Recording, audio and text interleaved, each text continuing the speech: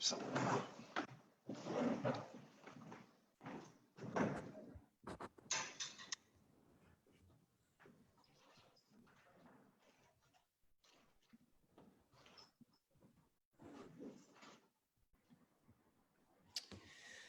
afternoon.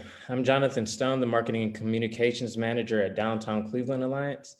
And I'd like to thank you for joining us for Downtown Now in partnership with Cleveland Magazine. After the panel discussion, we'll have a Q&A session. Throughout the webinar, you are welcome to submit your questions using the Q&A button on the menu bar. This way we'll have questions queued up and ready to go to start the Q&A. Also, feel free to utilize the chat box, and we'll do our best to address your comments and concerns throughout the broadcast. I will now turn it over to our Executive Vice President for Business Development, Michael Diemer.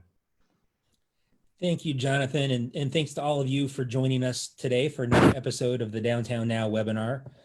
For those of you who may be new to Downtown Cleveland Alliance and not familiar with our work, I wanted to share a little bit about who we are and what we do. We are the only nonprofit organization that is solely dedicated to making downtown Cleveland the region's most compelling place to live, work, and visit.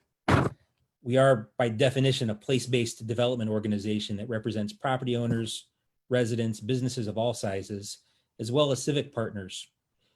Over the last 15 years, we've concentrated on creating a pedestrian-friendly environment in downtown Cleveland that is clean, safe, welcoming, and that attracts additional investment. The kind of place that residents and office workers can walk to meet their daily needs, where local retailers and restaurateurs animate the streets, and where people can build a life for themselves and their families.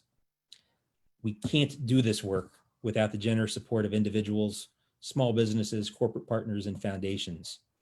Downtown Cleveland needs your support today, now more than ever. And in response to an outpouring of requests for ways to help, Downtown Cleveland Alliance has launched the Unite CLE Fund. Donations to this fund will help support small downtown businesses, aid our Voices of CLE public mural program, expand our SEEDS workforce readiness program that provides jobs and job training for individuals who are homeless, and sustain our Downtown Cleveland Homeless Fund that helps connect individuals who are homeless with needed shelter and services. As Jonathan mentioned, we launched the Downtown Now webinar series almost 5 months ago now. And I'd like to thank Cleveland Magazine and Community Leader, our media sponsors, for their support. Since 2018, the Downtown Now insert in Cleveland Magazine has served to highlight the progress of downtown Cleveland.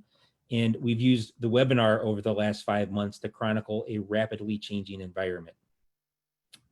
At Downtown Cleveland Alliance, we know that equity and inclusion are essential to building a stronger, more vibrant downtown.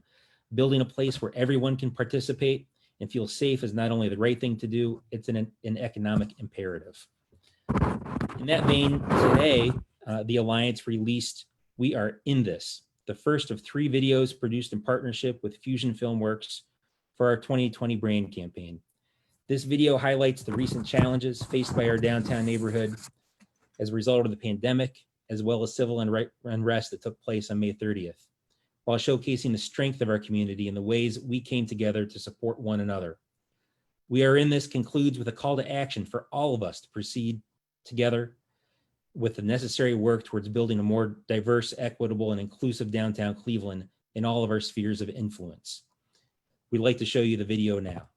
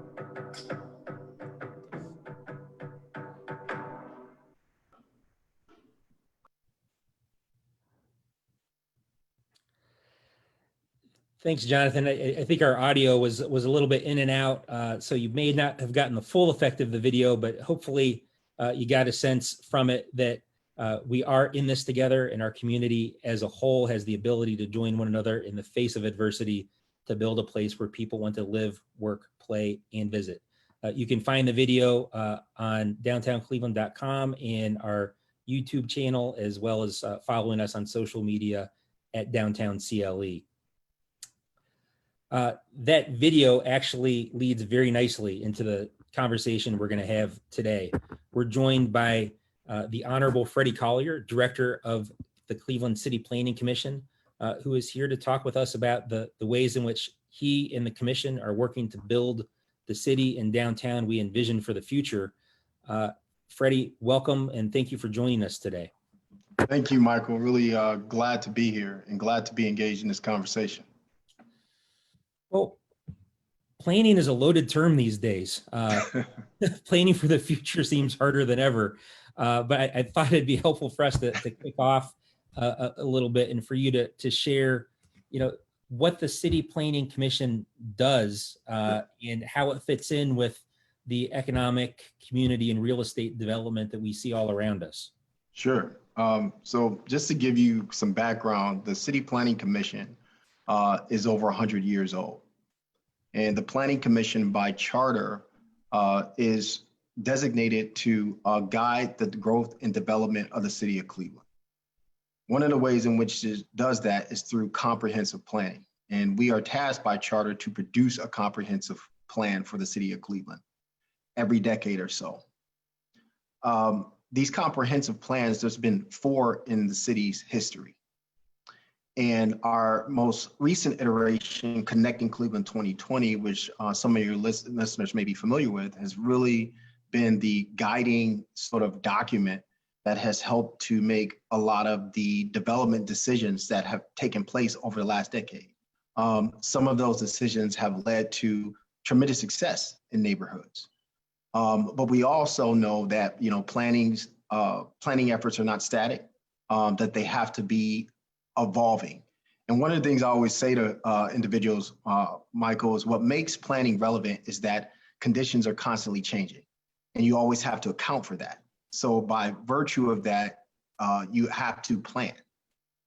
The commission also is responsible for working with community groups across the cities, neighborhood groups, internal departments in order to accomplish its objectives. And one of the key things that we're responsible for influencing is capital investments. Given the fact that a city has obviously limited resources, many of which are federal, which are in essence tax dollars that people are paying into the system that comes back to cities. And also the tax base that it establishes or has. And we have to be good stewards of those resources. And this is in part why a plan or having a plan is necessary, is to shepherd and guide resources and how they need to be dispensed and who they benefit. Now, historically, planning has been, I think, both a vice and a virtue. A vice in the sense that many of the challenges that we faced in our communities have come from the values of decision makers who help to outline and dictate policy, in urban centers. And it's also been a virtue in the sense that it has helped us to overcome many of those challenges and hurdles. And as we get into our conversation today, I hope that we can, really talk transactionally, about some of those past hurdles and some of the course correcting that we're doing, I think, in the planning discipline. And just to put it in context, for listeners out there, when you think about your own personal life and where you want to be, and you have to set a course for where you want to be, you can't dictate where opportunities are going to come from. You can't predict hurdles. But if you have a vision and a plan for your life, you have a path to go along. And that's the same thing for cities. When we think about whole communities or whole municipalities, we have to have a trajectory and we have to have a direction. And without that, your transactions probably are not making sense. So planning is really that guide, that sail on the ship that helps keeps us steady. Well, let's before we look forward, let's look back for a minute. And the city's most recent plan was the 2020 plan, and we're sitting here in 2020 now, which probably looks very different than the 2020 that was envisioned when the plan was created. We'll talk about that in a minute. Actually, not much, but we'll talk. But maybe if you could share a little bit with us about some of the key elements of that plan and how elements of it have come to fruition. Sure. And I assume there are probably some pieces of it that maybe have not, that might serve as a starting point for the next plan, and we can talk about the context that's taking place. Oh, absolutely. So there's a couple of things that are really evident with respect to the trajectory that we set when we first adopted the Connecting Cleveland 2020 plan in 2007. One of the key principles was transit-oriented development. Compact development, development that allowed for people to be able to have housing, retail, goods and services in close proximity to where they live, work, and play. That has been a staple of the planning department, and that's been something we've been trying to push. Downtown is a perfect example of the manifestation of that with respect to projects like Euclid Corridor. Also, when you think about Flats East Bank, that's TOD all day, bar none. But also building on the assets and communities, such as vacant land around transit, and starting to target redevelopment in the neighborhoods. We're doing that right now in the Buckeye neighborhood through the Mayor's Neighborhood Transformation Initiative. The rapid facility at Buckeye and East 93rd Street is part of an ongoing effort in partnership with CMHA and a host of other organizations to really begin to build back up that transit node. We just had a site visit with RTA looking at 79th Street. And we just stood there and watched the opportunity corridor being built, which is bisecting the red line and the blue line stations. And these things are in spitting distance of each other. And these things are all starting to come together. The other thing that we emphasize is creating neighborhoods where you have a diversity of housing types and products, because we want to ensure that people are able to move up and down the economic spectrum.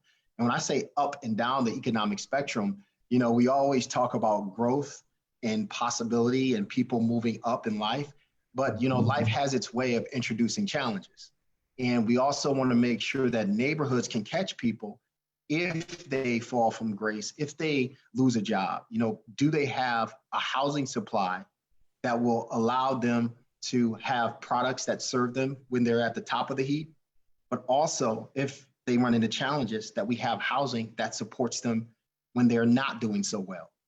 And this is a principle that the administration and many of us are value, and that's that principle of equity. How do you make sure that areas of the city, those who have been marginalized, have access to opportunity? And we're working against a system, and as we discussed in some of our previous conversation, Michael, that that's not the interest of some. Their concern is little, for some of our most challenged, communities and neighborhoods. And we know that moving into the future, that equity is a superior growth model. And if we're going to make sure that we are a city that's thriving, that's booming, we have to have opportunities and access, for everyone. You can no longer ignore groups. You can no longer marginalize based on race. This is something that it doesn't work. And and the results of it is bad, as we've seen from some of the images that you showed in the beginning of the presentation. Well, one of the things that we talk a lot about in our place-based development industry, and we talk with our peers around the country about, how, addressing the issues that you're talking about is it's the right thing to do. We should have been doing it all along, but, probably now more than ever, because of some of the views of the younger generation coming up that don't just value equity and inclusion, they expect it. They expect the cities that they're looking to call home to be leaders on these issues. They expect their neighborhoods to be leaders on these issues. And I guess with that as a backdrop, let's talk about, this, you beginning to think about the next plan for the city of Cleveland at this moment in time when, I think you and I are of the same belief that higher density, income, mixed use, walkable, transit-oriented neighborhoods are fundamentally more equitable. I mean, Absolutely. by definition, they're giving people more access, better access to jobs and amenities. That's not always the conversation in Cleveland. And at this moment in time with COVID-19, Sure. the very concept of urban density feels undermined and challenged. Doesn't sound right, right? So, in this environment, Right. what are you beginning to think about, and how are you approaching the city's next plan? Sure. So a couple of things I want to speak on, which is COVID. COVID-19 is an interesting scenario. And I say that because it has illuminated a lot of things that needed to be addressed a long time ago, as you stated. And it also is going to serve as an accelerant for things that need to be done and need to be advanced swiftly. That should have been advanced before. And let me just be specific, about that, particularly with respect to neighborhood development. When we think about higher density development, we think about people clustering in place. That's everything COVID sees as taboo. You can't cluster, you can't connect, you can't communicate. It's part of the reason why people are not filling out census forms. It's part of the reason why people are not meeting. It has disrupted the social construct that we are used to. But one of the things that we understand is that we will be in a post-COVID world. COVID-19 will not dominate our narrative, as a community or as a nation. But it will be a hell of a lesson learned if people are paying attention. So the one thing that we do is we're looking at COVID as that lesson learned. And I'm going to just talk about some of the positives of COVID. I know that sounds like an oxymoron, but just follow me. So let's talk about infrastructure in our streets. We were a city that was built for almost 1 million people. We have no clue of what congestion is or what it means to be caught in traffic trying to get to and from work. We have no clue of what that is. Our roadways are wide. We have a lot of excess pavement.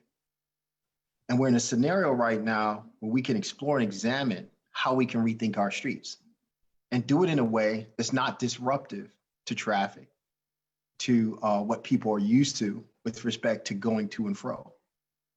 We've seen where we've introduced outdoor dining and introduced place-based activities in the public right-of-way. These are litmus tests for what the future could possibly hold with respect to how we think about our streets.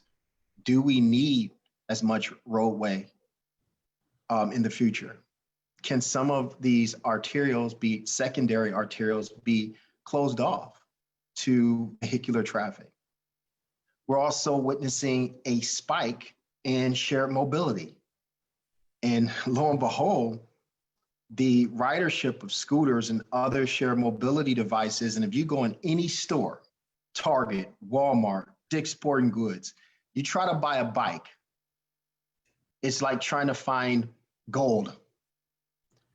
These bikes are gone, right? So this COVID-19 has introduced a dynamic in our communities that is starting to help us look at life differently, right? I think people are slowing down a little bit more. People are investing time with their families. People are more careful about their time. And part of that is all of the quality of life mix.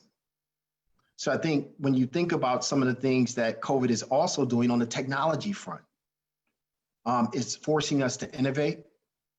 As we see businesses that are struggling during COVID-19, we have to also pay attention to the sectors and industries that are thriving during this.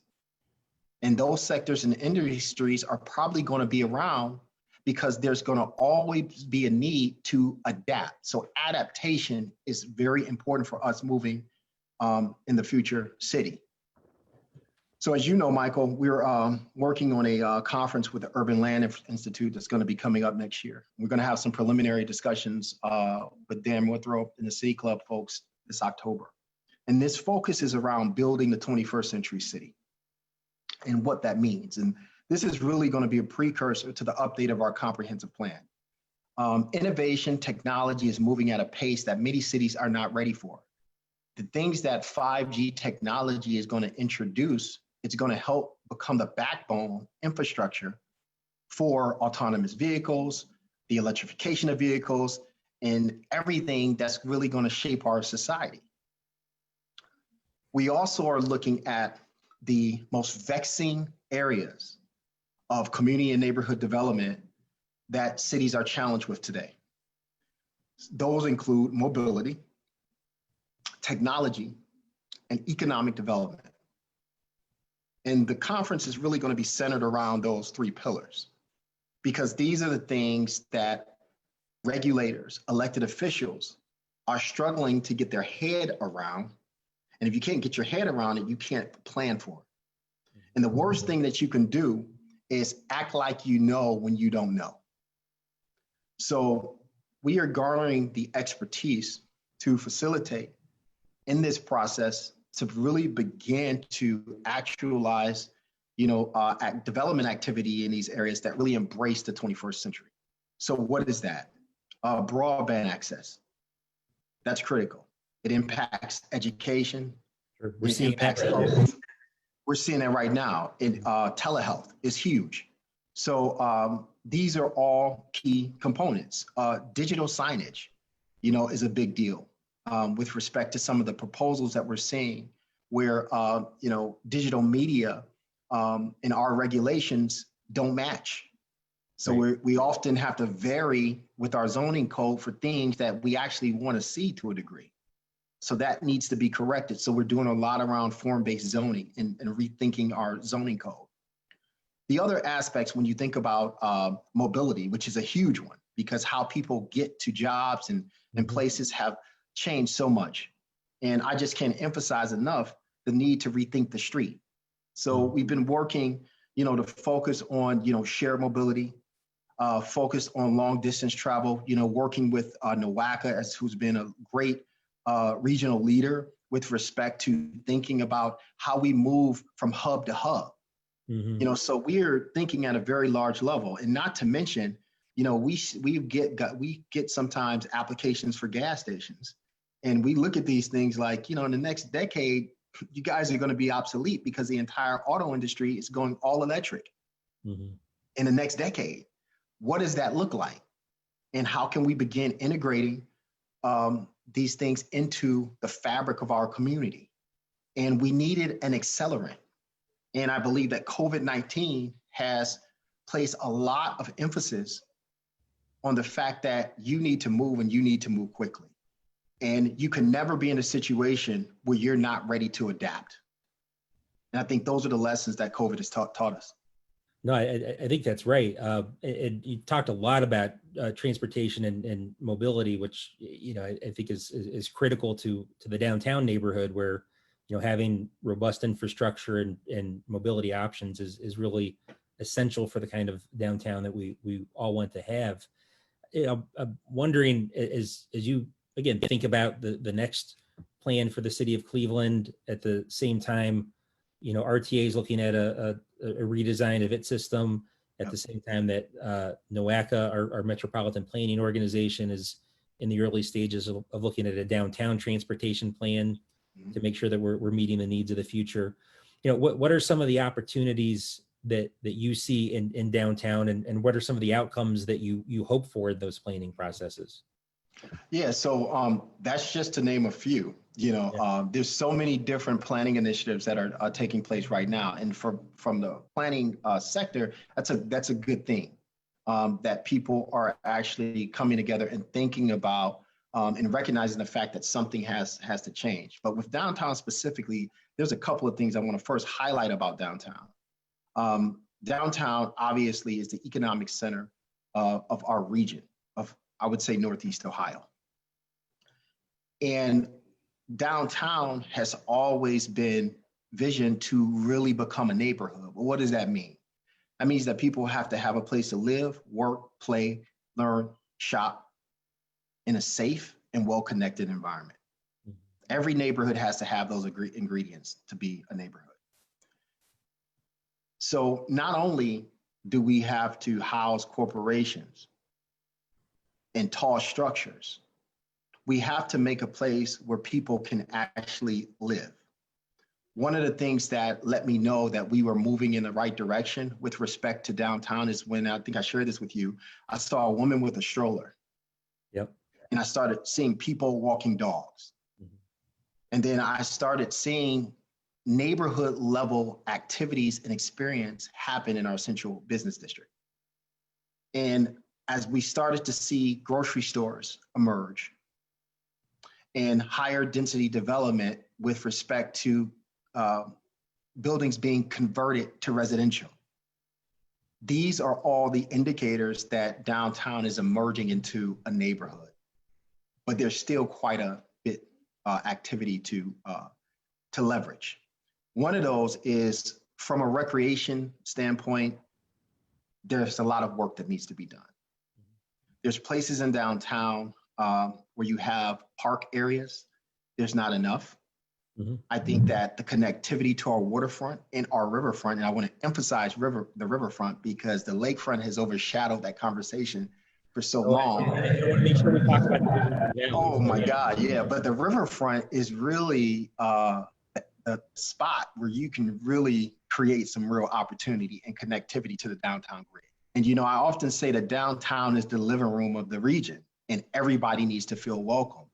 And this is why when we talk about the open space concept and how that interfaces with God's gift to this community, which is our waterfront and riverfront, everybody should have access to that. And this is why we have to be very meticulous with respect to how we utilize those land resources to serve the people of this community. When you have too much private development, and no offense to anybody who's on the call who lives in Bracknell, but you get Bracknell. And when you think about making sure that all of our residents who see downtown as a living room to be able to experience that waterfront, you have to be deliberate and intentional about creating open space. Open space and recreational amenities are sort of the great equalizers, when it comes to families and when it comes to different peoples and diverse populations being able to come together. How do we leverage that? So that was the key pillar of the Vision for the Valley initiative that we took on, because it was an equity agenda behind the Vision for the Valley effort. We didn't just ask people who lived in neighborhoods that flanked the River Valley. We went out, even though we didn't get a lot of attendance, but the goal wasn't that. The goal was to introduce the River Valley to those who typically don't see it as an asset or has never experienced. You'd be surprised at how many Cleveland residents who have never gone down there and really experienced that environment because they didn't think it was for them. That's tragic in a city like ours. Absolutely. And I think one of the things that we've really witnessed in downtown over the summer, we've heard it from downtown residents, we've seen it during the week and the weekends is what, as we've all been seeking out more and more outdoor recreational opportunities over the last couple of months. I think it's really shined a spotlight on the asset of the river, the towpath trail, and the opportunities that exist there. But you're absolutely right. It's still a fraction of what it ought to be. So can you tell us a little bit about, we've been talking about future planning. Vision for the Valley is a plan that's wrapping up. So tell us a little bit about that process in the product and in the course that's charting for the future. Sure. The Vision for the Valley, when I originally wrote up the narrative in order to get the grant, because it was a part of a TLCI grant from NOACA. And my good friend Grace Grelucci, who's very visionary. She's one of the development professionals and executives who I really appreciate, because she always sees the glass half full, possibility. And I just appreciate people like that. And one of the conversations that we had when I came to her with this notion, typically TLCIs are rooted in ground transportation. But when you think about the river valley, and you think about the river valley being a place of commerce, of transport, and it's one of the few areas in the city of Cleveland where you have rail, trail, bike, pedestrian, vehicular, and maritime transportation. How can you ignore that? So it's this melting pot of transportation. And that was the impetus for really starting to look at it as, wait a minute, this is a neighborhood within itself. And you have a lot of separate developments that are starting to emerge. And this is one of the things that we wanted to do, was start to really connect the dots and knit these pieces together. From a development standpoint, we can't just look at individual development sites, particularly along our waterfront and riverfront, but we have to understand how they connect. So a couple of key things about the vision for the valley was really making sure that residents should be able to traverse that river by foot from end to end, regardless of the land uses. And when we talk about land uses with respect to the river valley, what we see is very differing land uses. And the river valley is starting to introduce more residential, more retail, which is in conflict with the historic economic driving industrial nature of the valley. Mm-hmm. So the work was trying to figure out, how do we start to make sure that these things can coexist? And they can. Mm-hmm. And some of the solutions that we came up with to address this is things like the promenade, taking parking off of your riverfront. You can't have parking right on the water. It's crazy. It makes no sense. Mm-hmm. How do we begin to create more open space, even in concert with some of these industrial property owners? Mm-hmm. Where does it make sense to ensure that we move certain facilities so that the river is organized in a way that begins to make sense? The other thing, and that's really important, is bulkheading. The bulkheading on a riverfront is as important as the streetscape is on a retail corridor. Absolutely. And if you have cracked up sidewalks and infrastructure conditions are not what they are, but what they're supposed to be, then you're going to have a hard time with implementing development projects. Because every time somebody wants to do something on that river, they're going to come with an astronomical ask of the public sector, which it does not have. So part of what we're trying to do is really set that context in that framework plan so that all of those interests can get on the same page. And as a community, as a city, with respect to infrastructure, we can invest holistically along that riverfront and look at those bulkheads collectively to create the conditions for development, to make development easier. Now, where do resources come from? One thing I want to highlight as we look to the future. When we look to the future, success happens when preparation meets opportunity. That's part of what planning is about. We know that there's going to be an infrastructure bill. Matter of fact, there's one pending called the Move Forward Act. This infrastructure piece is a $1.5 trillion notion. If that is successful, or if it passes, those resources are going to need to flow somewhere. And the question will be, how ready are we with respect to shovel-ready activity in order to execute when the spigot turns on and the water starts to flow, no pun intended. Mm-hmm. So it's about that preparation. So I get really frustrated with individuals who don't understand the importance of planning and the importance of preparation. And what ends up happening when you don't have that plan and you don't have that framework in place, people end up mistaking activity for success. Do a lot of stuff, but it's really not thought out, and it's really not leading in a direction that's going to make you win. Well, and I think a great example of that kind of, preparation meeting opportunity and having a plan in place is, we've mentioned Euclid Avenue a couple of times, but if we look at the creation of the historic district along Euclid Avenue, which I think at the time there were probably a handful of people who saw the vision, but probably couldn't imagine thousands of people living in apartments along Euclid Avenue from Public Square to Playhouse Square. Thank God for the dreamers. It years and years of planning and went into transit along the Euclid corridor, so that, to your point, when there was an opportunity with some federal funds, we were able to make the Helpline happen as a community. That's right. Because we'd spent a lot of time, trying to figure it out, but without the resources. And I think what you're describing is sort of similar opportunities exist. That's right. Along the waterfront.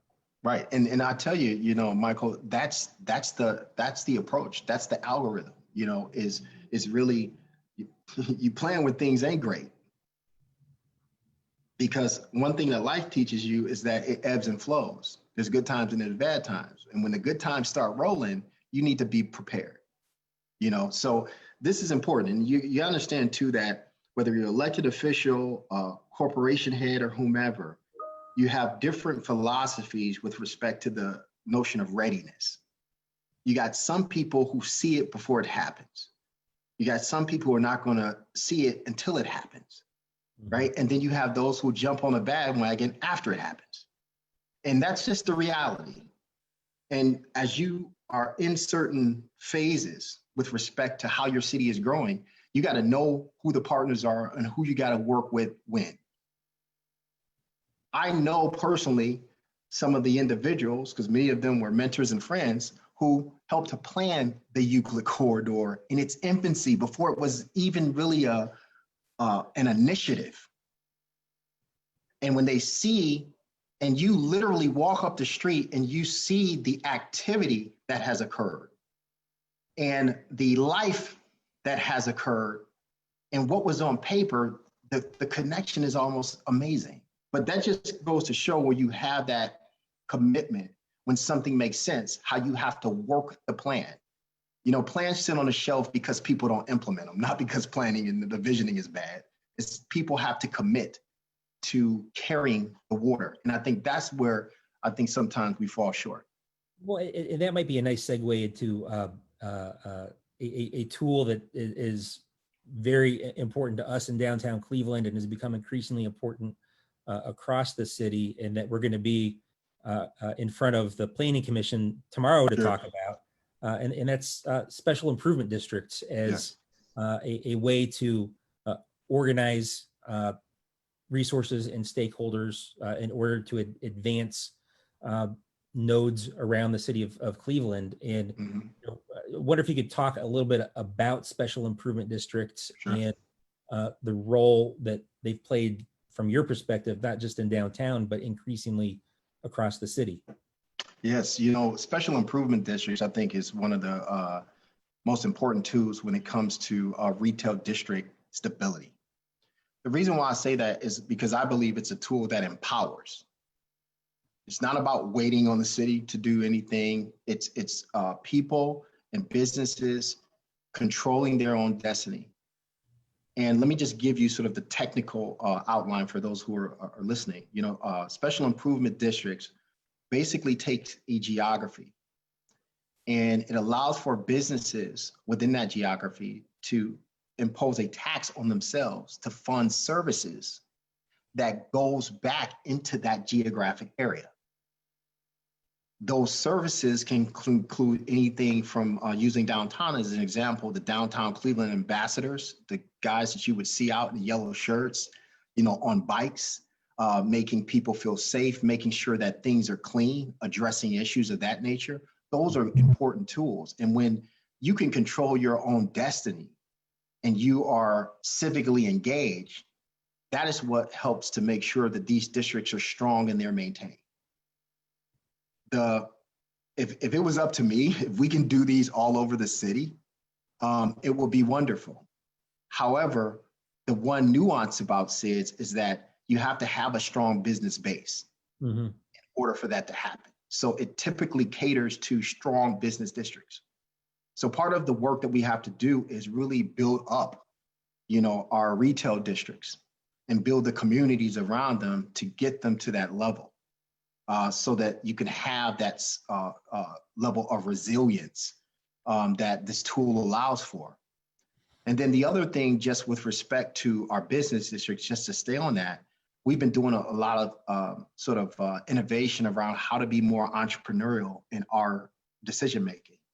And one example I'll give you around infrastructure, and another one is the storefront renovation program. With respect to the kiosks that you see in downtown, we were able to partner with Ike Smart City Inc.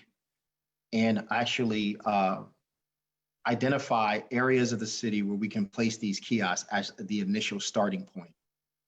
The city generates revenue from those kiosks by virtue of advertising. Now, this started years ago in the 1990s under then Ken Silliman, who was a big part of helping to put the Omni advertising campaign together. And those are the more triangular, sort of older kiosks that you see. So now we've upped the ante with respect to putting technology more into play. But the revenue that's generated from that goes into our storefront renovation program fund. Very important. So we were able to advance ourselves more in the 21st century, gain some revenue from it to go into help supporting our storefronts in our storefront renovation program, right? So you see that entrepreneurial, we were making taking an opportunity to create a resource for the city to address an issue. Another thing that we've done with the shared mobility initiative, and this is just in its infancy, is we have a shared mobility fund now, where revenues that are generated as shared mobility activity increases, there's money that is put into a shared mobility fund for bicycle infrastructure and things of that nature. Now, the more that ridership increases and the more revenue we gain over time, we can probably do some things that can help to support shared mobility. So that level of resilience, I think, is what the SID program and other programs that we're bringing to bear, I think, does for us as a city. Well, and I think you'll hear this tomorrow at the Planning Commission meeting, but I'll say it here as well. One of the things that we've done as an organization is, worked kind of pro bono with neighborhoods around the city on sharing our experience and expertise in establishing the downtown special improvement district and working with neighborhoods to establish their own. And we're happy to continue to do that with neighborhoods across the city of Cleveland. So I'm pleased that you continue to see it as a valuable tool, a helpful tool. And again, it's one that we want to kind of pay it forward and share our experience with and help neighborhoods across the city do the same if it's something that could work for them. Mm-hmm. I think we're starting to have some questions come in from the audience, and Freddie, I feel like you and I could continue to go on and on talking about plans for the city of Cleveland and downtown, but I do want to give folks from the audience a chance to have some of their questions heard. So Jonathan, do you want to share some of the questions that are coming in? Sure. So our first question is, downtown is a tremendous asset and jewel for our entire region. How do we embrace equity and connect our east side neighborhoods to downtown with trails and bike paths, as well as safe bike lanes? And Freddie, I should note that it appears this question is coming from Tony Brancatelli, which I can only assume is the Honorable Tony Brancatelli representing Slavic Village. So Councilman, thank you for joining us and thank you for the question. Well, I tell you, Tony's a good friend. And I tell you one thing about Tony, this is a loaded question because he knows the answer to this question. And he's been really involved in the advocacy around ensuring that this happens. So, it's not a question about how, it's how fast. And I think he'll agree and others will agree that it's about how the speed in which we can do this. So there has been a lot of bicycle infrastructure investment that has happened. Opportunity Corridor, obviously, has a dedicated bike trail. The work we've been doing around I-77 in the councilman's ward, working toward that downtown connector, these are all critical. And I think it has to be one where we continue to have both external and internal advocacy for this work. I think it's also important to note that when we talk about recreation, again, this is a COVID-19 example, where you're seeing more families on these trails. I've seen more my family and we're going out twice a week now, just to get out and to be socially distant, and we've been riding our bikes. Mm-hmm. And I would encourage anyone on this call or anyone listening in is to get on a bike, go experience these trails, because it's the only way you're going to respect them, is to experience them. And my family and I have a 10-year-old and a 12-year-old. And I tell you, when we're riding on certain streets, I am really nervous because it is life-threatening. It's nothing like having your child with you.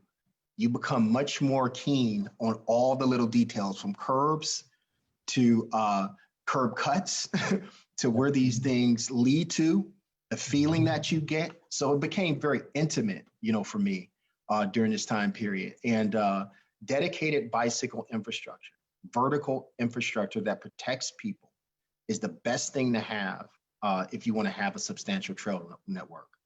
Now, we all know that it takes resources, obviously, and it takes a lot of coordination to get these things done. But one of the things that I think on the east side in particular, you have a lot of land resources that exist. You have a great metro parks system, and it offers us somewhat of a stencil in where we need to do dedicated trails. That's the low-hanging fruit.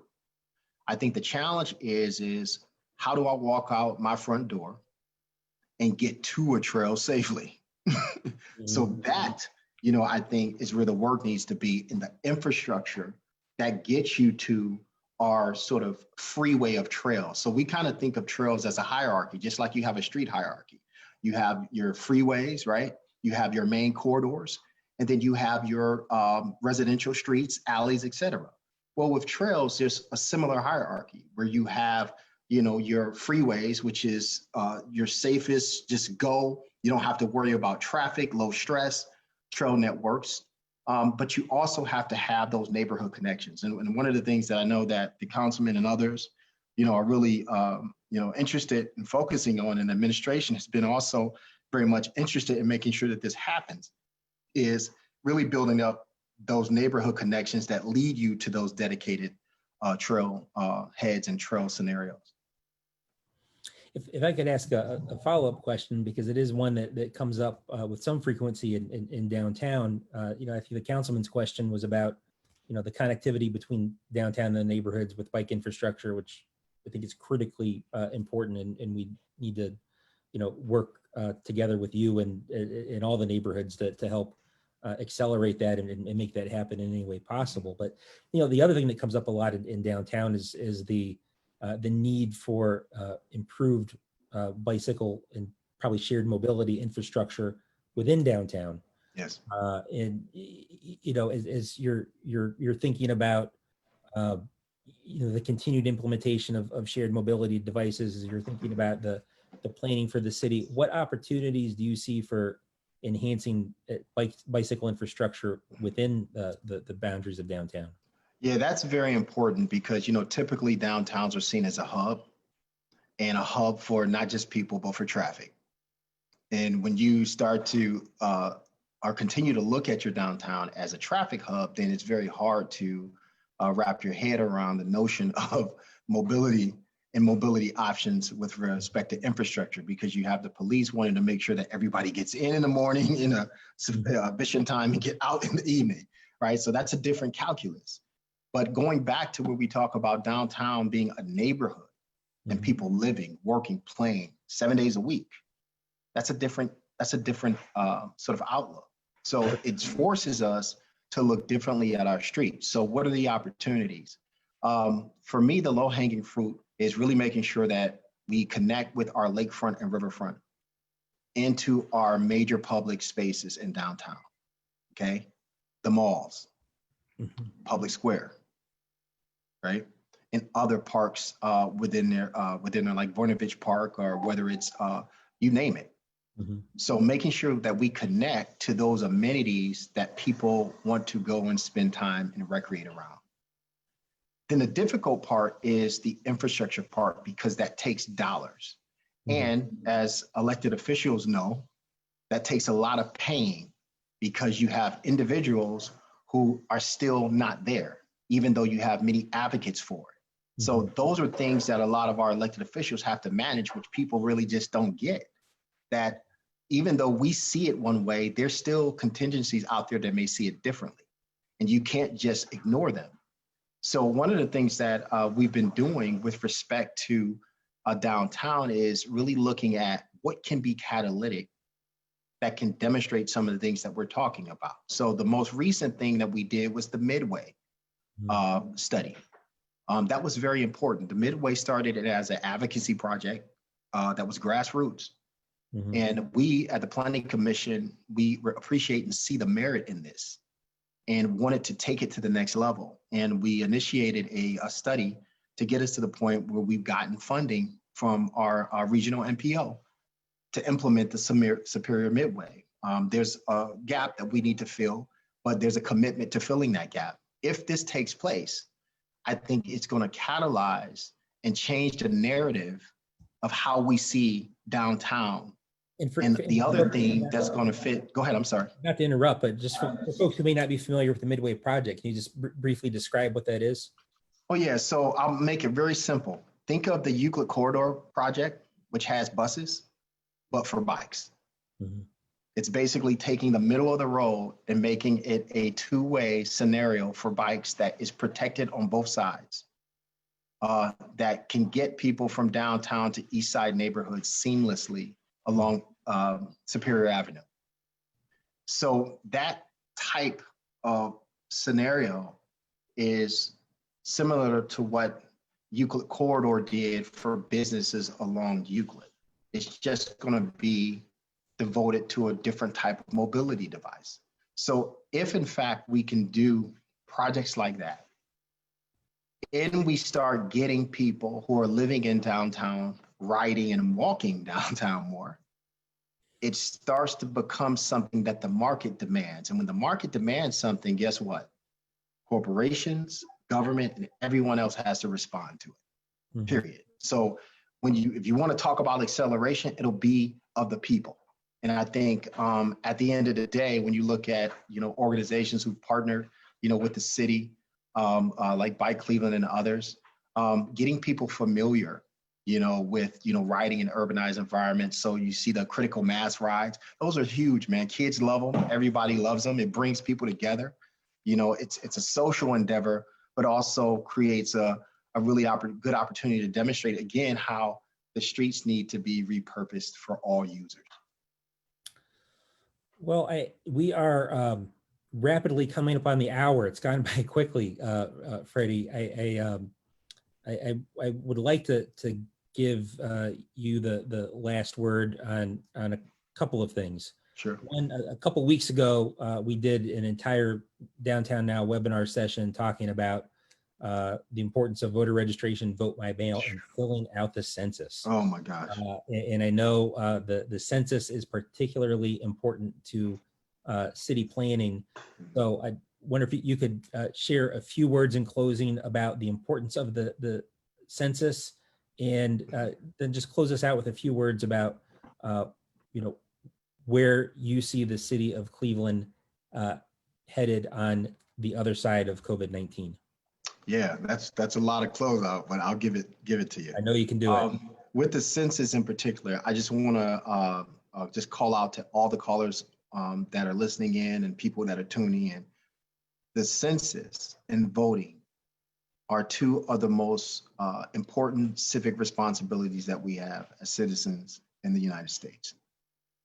And I know that there's been a lot of civil unrest around the state of our democracy. And if you can allow me to be politically incorrect for a moment, what's going on at the federal level is challenging the integrity of that democracy. And there's a lot of frustration. And, you know, when we think about what has occurred with the civil unrest, you know, individuals default to that when they don't have a voice. And that activity is the language of people who don't have a voice. And it will behoove the establishment to listen closely. And when you think about those individuals who are out there, myself included, who want to see change, the way in which we fight is through engaging in the process. Get involved in the planning in your community. Fill out your census forms so that you count and you matter, because there's dollars attached to you. And when you don't fill out that census form, we lose those dollars over a decade. And most importantly, our elected officials and everyone shouldn't have to twist our arms to go and vote. So many people have died and sacrificed their lives for that right. Get up and go vote. These are the ways in which you can fight back. And if you don't do those things, you have no place in this democracy. You can be angry, you can complain, and you can be the victim. But the one thing I can say about this country is that it does give you an opportunity to fight the system when it doesn't work for you. So how do you do that? It's through filling out your census form. It's through voting. It's through getting involved in the planning of your community and taking on leadership. And I'm gonna tell you something about leadership for those of you who are listening out there. Leadership is not sexy. It is not fun. Anybody who is just desperate to be in a leadership position because of ambition, leadership is a calling because it's nothing but a whole bunch of hits. So you gotta take it seriously and you gotta take your role seriously if you wanna see change. And if you're not doing those things, you're just talking. So that's my spill on the census. The next thing you talked about is the future, and where do we see Cleveland post-COVID? I think that we always have to be looking ahead to the future. God willing, we will have a cure, but just remember that COVID, like other scenarios that we've endured as a nation, were great lessons for us. And I think it helps to build our resilience if, in fact, we can look at the climate that we're in and look at the conditions that it has created, and then prepare ourselves for the type of community and world that we want to see post this pandemic. But I think, Michael, it's just about learning the lessons of this pandemic, paying close attention and not being afraid to change. I think that's the one thing that kills us, where people, they're afraid. Everybody wants to have control. It's really about having control. You have to be uncomfortable with being uncomfortable. I don't need to actually know the next steps. I just need to know what the goal is. The steps will come as we continue to work together and ideate together and come together as a community. But when you get to the point where you're stuck, where you're scared, the mayor always says a scared man will get you killed. And that's a true statement. We can't be afraid. We got to be able to step out. And we got to be able to work this thing, on faith. And we got a lot to build on, and when you go out there and you see some boarded storefronts, understand that that's a period in time. Stop defining our future as this moment. There's a lot of work that has been done. We had a setback. And when I say setback, Michael, I'm not going to even call it a setback. We have some unfinished business that has not been handled. And that's the issue of racism in this country. And if you don't address it, it creates this type of scenario. So I'll close with that. I think it's a powerful way to close. And Freddie, I'm just really grateful for you spending so much time with us today and sharing your insights.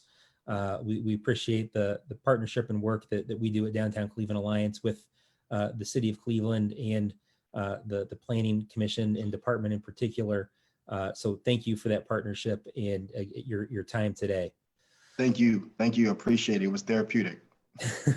I also want to thank you, our audience, for being with us today and tuning in, and thank Jonathan and the entire team at Downtown Cleveland Alliance that makes this webinar possible week in and week out. And I'd like to invite you to join us next week for the next episode of Downtown Now, which will once again air at 3 o'clock on Thursday afternoon. Our guest will be Brad Siegel, who's the president and CEO of Progressive Urban Management Associates based in Denver. He'll be sharing their most recent global trends report, which will focus on the trends that are impacting downtowns across the country and around the world when it comes to COVID-19. So a nice way to build off of this week's conversation and very relevant to us here in downtown Cleveland. I hope that you'll be able to join us. Once again, Freddie, I'd like to thank you in the audience for your time today, and I hope to see you next week for another episode of Downtown Now. Thank you, guys. Take care.